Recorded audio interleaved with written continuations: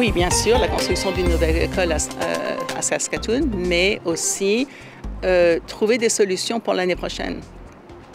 Parce que, bon, cette année, c'est trop tard, mais je pense que je n'ai pas encore vu tous les chiffres de l'élémentaire, mais il n'y a pas de place. Il y a un problème. On a un problème majeur.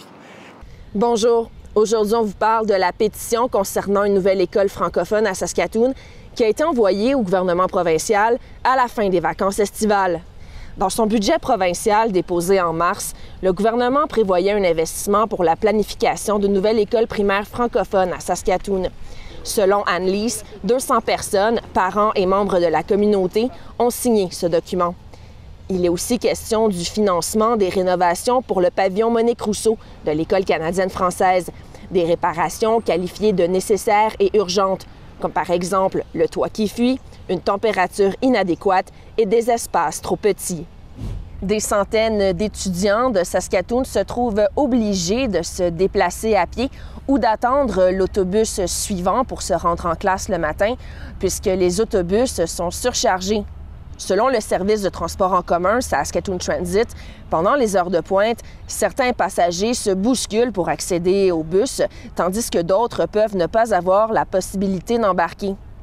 Des superviseurs de Saskatoon Transit se joignent aujourd'hui aux conducteurs pour évaluer la situation.